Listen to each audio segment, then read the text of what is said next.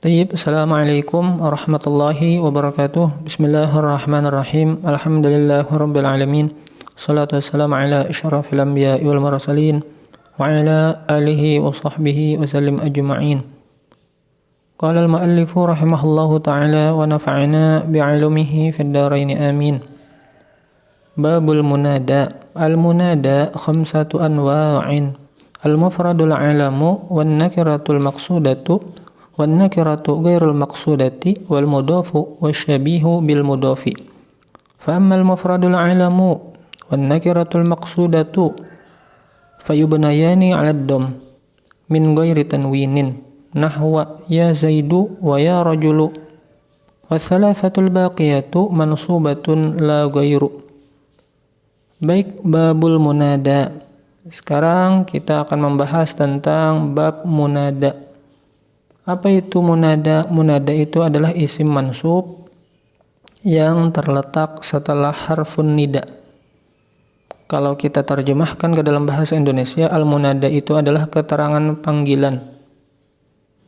Artinya objek yang dipanggil atau objek yang disuruh. Al-munada khamsatu anwa'in. Munada itu ada 5 macam. Ada 5 macam bentuk. Yang pertama, al-mufradul alamu, mufrad alam. Mufrad itu bentuk tunggal, al-alam itu menunjukkan sebuah nama. Wan nakiratul maqsudatu, dan nakirah maqsudah. Nakirah itu isim nakirah. Maqsudah itu sudah ditentukan objek yang dipanggil, objek yang diseru. Wan nakiratu ghairul maqsudati, dan nakirah isim nakirah ghairul maqsudah, akan tetapi objek yang diseru atau dipanggil itu tidak tertentu. Wal mudafu, dan munada bentuk idofah. Wasyabihu bil mudaf, dan munada yang mirip dengan bentuk idofah. Fa ammal mufradul alamu, adapun mufrad alam, wan nakiratul maqsudatu, dan nakirah maqsudah, itu i'rabnya fayubnayani 'alad dhamm, itu mabni 'alad dhamm. Harakatnya mabni 'alad dhamm, dhammah. Harakat dhammah. Min ghairi tanwinin, tanpa bertanwin. Jadi bukan akan tetapi u. Nahwa ya zaidu wa ya rajulu. Contohnya ya zaidu, bukan ya zaidun. Mabni 'alad dhamm, du-nya itu bukan dun. Ya rajulu, lu bukan lun, mabni 'alad dhamm. Harakat ujungnya itu mabni, tetap berharakat dhammah. Wa salasatul baqiyatu mansubatun la ghairu, dan 3 bentuk lainnya itu i'rabnya nasab, tidak lain. Baik, kita lihat keterangan tulisan yang berwarna merah. Al-munada yang sudah kita terjemahkan itu adalah keterangan panggilan. Itu ketika membahas tentang munada, ada 2 hal yang mesti kita perhatikan. Yaitu yang pertama adatun nida, yang kedua munada. Apa itu adatun nida? Adatun nida itu adalah huruf yang digunakan untuk memanggil. Contohnya adalah hai atau wahai. Kalau dalam bahasa Arabnya adalah ya, wahai, hai. Nah, setelah adatun nida itu adalah munada, yaitu objek yang dipanggil. Contohnya zaidu, ya zaidu. Wahai Zaid. Wahainya itu adatun nida, Zaidnya itu munada. Oke, itu ya terkait tentang munada. Ada 2 hal yang perlu diperhatikan ketika membahas tentang munada. Yang pertama adatun nida, yang kedua munada. Kenapa? Karena munada itu adalah isim mansub. Isim mansub yang terletak setelah adatun nida atau harfun nida. Di antara adatun nida, yaitu huruf ya yang diartikan dengan hai atau wahai. Baik, kita lihat keterangan di sampingnya. I'rabul munada. I'rab munada itu dari penjelasan yang terdapat di matan hanya terdapat dua i'rab saja. Yang pertama mabni 'alad dom dan yang kedua mansub.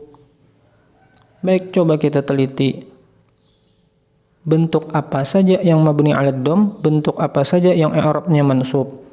Mabni 'alad dom itu ada dua bentuk. Yang pertama al-mufradul alamu, yang kedua an-nakiratul maqsudatu. Al-mufradul alamu, mufrad bentuk tunggal, al-alamu menunjukkan sebuah nama. Contohnya ya Muhammadu, wahai Muhammad. Ya, di situ adatun nida.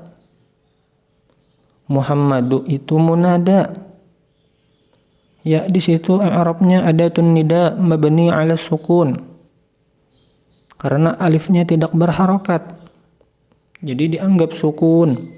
Muhammadu munada mabniyun 'alad dom. Jadi mabni tetap berharokat du, bukan dun. Bukan dan, bukan din. Ya Muhammadu mabni 'alad dom, berharokat dhammah. Mabniyun 'alad dom fi mahalli nasbin. Kenapa dia letaknya menempati tempat nasab? Karena pada hakikatnya ya di situ adalah fi'il mudhari' ad'u. Jadi setelah ada fi'il yang dibuang ad'u, nah ketika dibuang digantikan dengan huruf ya. Ya di situ adalah adatun nida. Kalau kita maknai aku memanggil Muhammad, aku berseru kepada Muhammad, artinya memanggil. Jadi Muhammadu di situ pada hakikatnya menjadi maf'ul bih pada kata ad'u yang dibuang digantikan oleh adatun nida. Makanya fi mahalli nasbin, makanya dia termasuk isim mansub. Jadi munada itu adalah isim mansub yang terletak setelah adatun nida.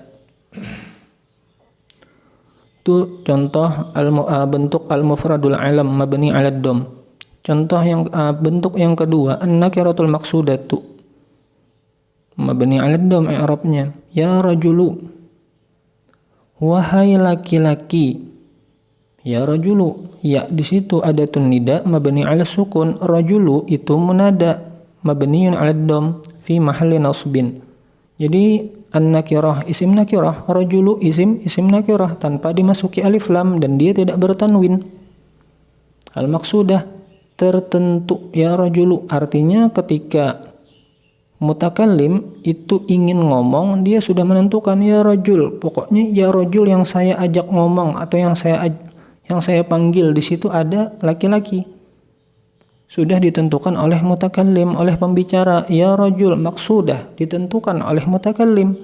Maksud rajul di situ adalah rajul yang berada di depannya. Rajul yang dia tatap. Rajul yang dia badannya menghadap kepada rajul tersebut. Sudah maksudah ditentukan oleh mutakallim, pembicara. Baik, itu dua bentuk munada yang mabni 'alad dom. Sekarang kita berpindah kepada i'rab mansub.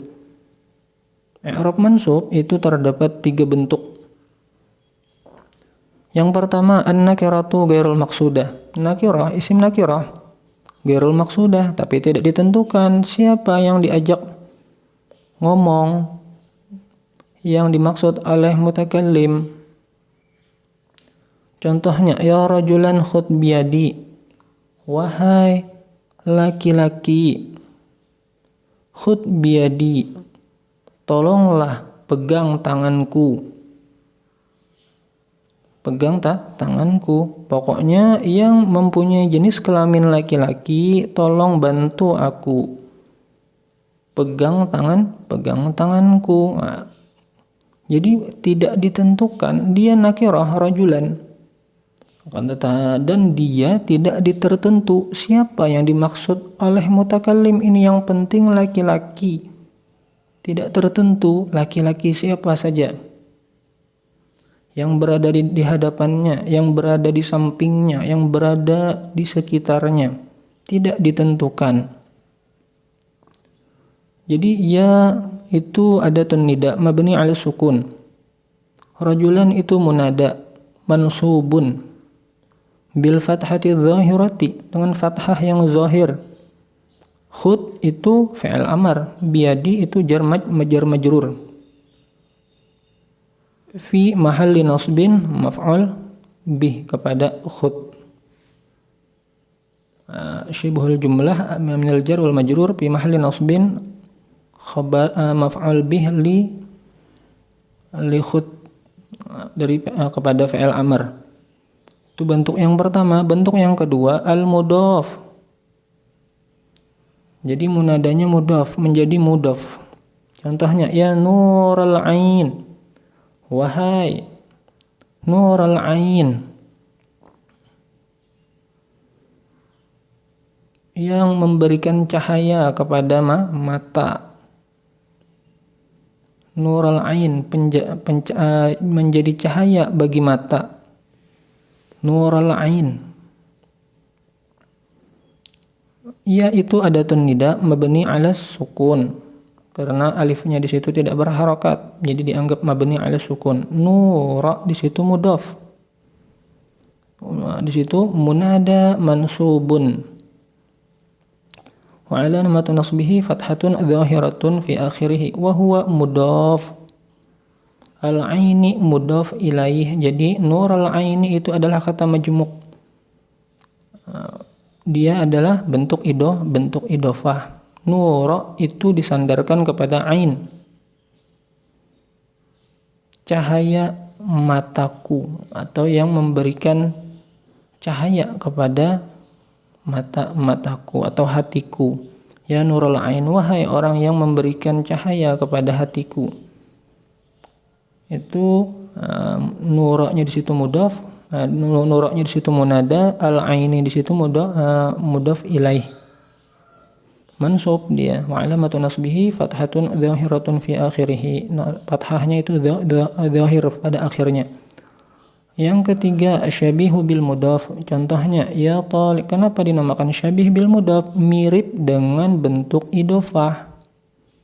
Mirip dengan mudhaf. Jadi munadanya mirip dengan mudhaf. Contohnya ya tali'an jabalan, wahai orang yang mendaki gunung. Ya di situ adatun nida mansub mabniun ala sukun. Fi mabniun ala sukun. Tali'an di situ munada mansubun. Dia merupakan isim mushtaq. Isim yang mempunyai akar kata, beramal seperti amal fa'il. Tali'an di situ adalah isim fa'il, beramal seperti amal fa'il. Mana fa'ilnya? Fa'ilnya adalah dhamir huwa. Nah, ketika sudah ada fa'il, maka mencari maf'ul. Mana maf'ulnya? Jabalan maf'ul bihnya. Jabalan maf'ul bih. Kenapa dinamakan syabih bil mudhaf? Jadi kalau kita kaitkan dengan kata majmuk di atas, nurul ain dikaitkan dengan tali'an jabalan. Karena tali'an di situ mirip dengan mudhaf karena dia menyempurnakan makna kalimat yang sesudahnya. Seandainya tidak ada nur, maka makna yang dimaksud oleh mutakallim, informasi yang ingin disampaikan oleh mutakallim tidak sempurna. Seandainya tali'an di situ dihapus, maka makna yang ingin disampaikan, informasi yang ingin disampaikan oleh mutakallim tidak sempurna. Makanya dikatakan mirip dengan syabih bil mudhaf. Jabalan maf'ul bih. Baik, demikian, wallahu a'lam bishawab. Wassalamualaikum warahmatullahi wabarakatuh.